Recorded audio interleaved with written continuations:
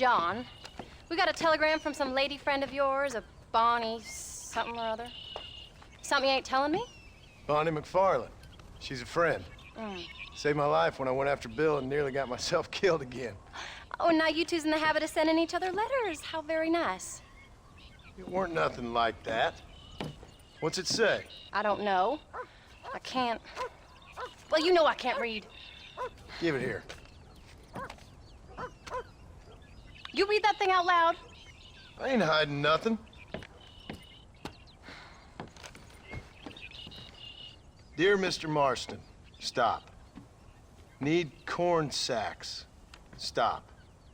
Emergency. Stop. Weevils and moths ate entire county supply. Stop.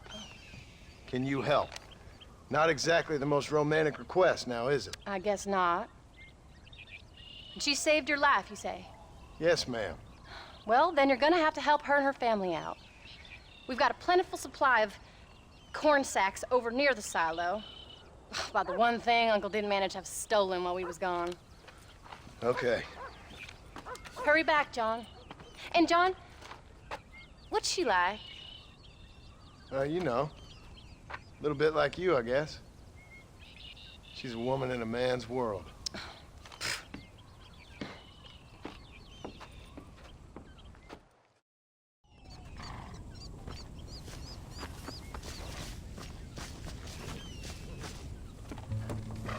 John, wait! I changed my mind. I'm coming with you. Well, come on then. Let's get going.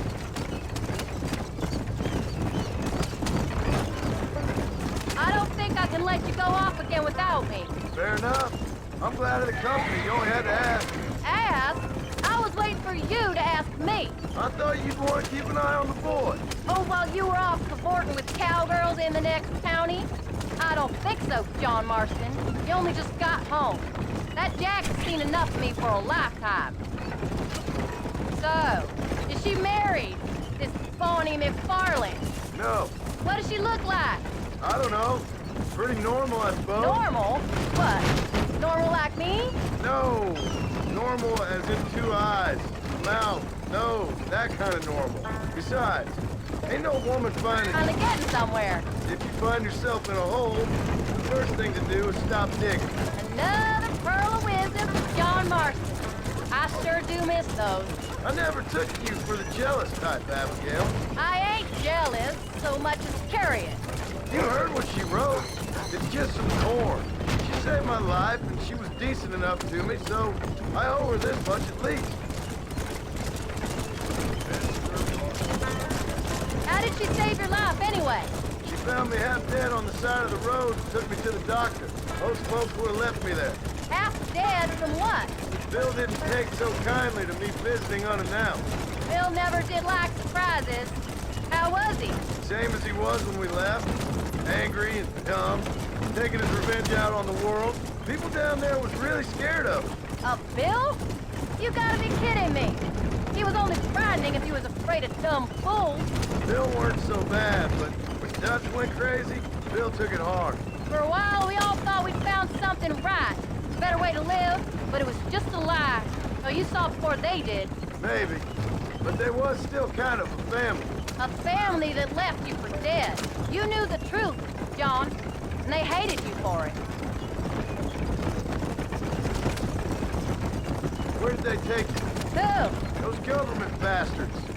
Where did they hold you and Jack? I ain't sure. They kept their eyes covered there and back. Can't have been too far from here, though. They treat you right? It ain't the first time I've had a gun to my head, John. You're forgetting your marriage proposal. Very funny. No, they learned pretty quick what would happen if they laid a finger on me. Sons of bitches. It wasn't them or being there. I didn't care about that. I've been in far worse situations.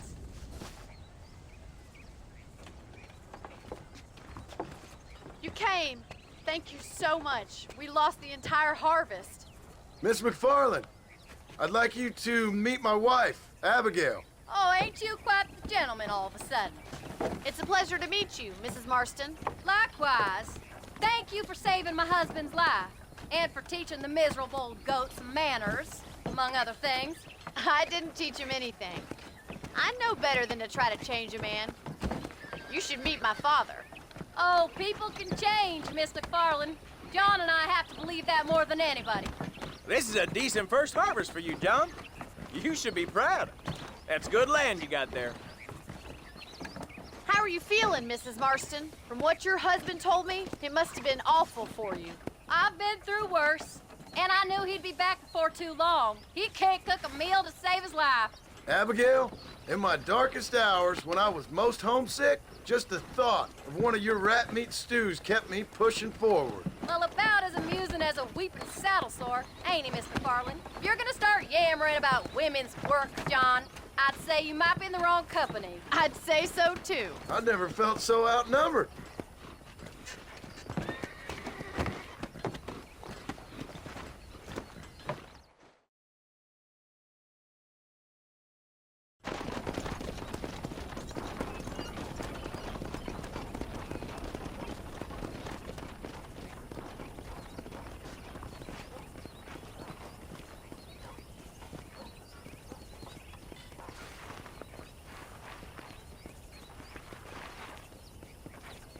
Ma'am?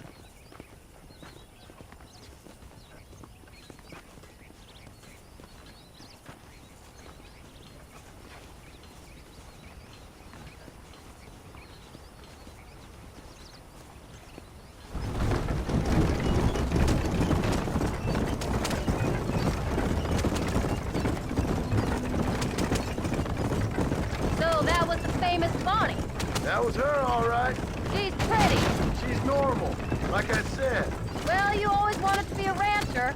I'd have thought she'd be just your thing. The perfect rancher's wife, if I ever saw one. I already got a rancher's wife. I'm only teasing. I like her, and I'm glad she saved your life. Most of the time, anyway. The McFarlands are good people. She did blush better than a shepherd's sunset when she saw you, though.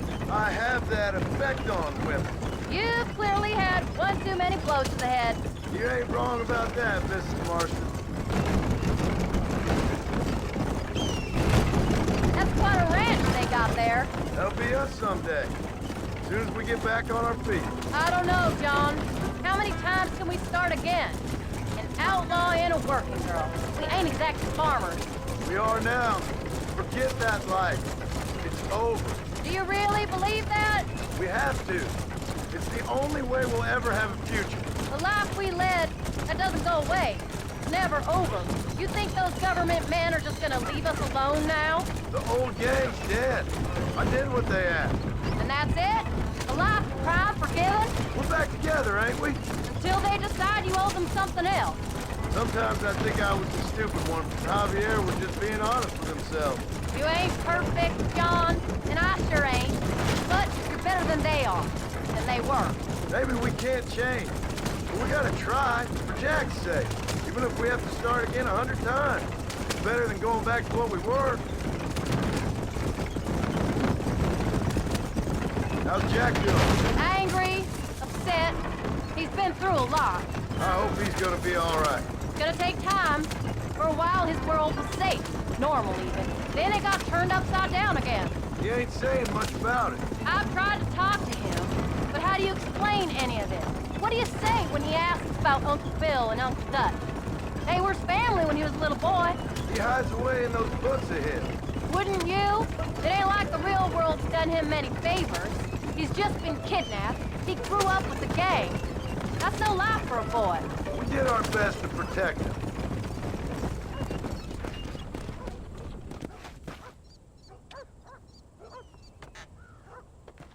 We did good today, John. I guess I better go fix us something to eat.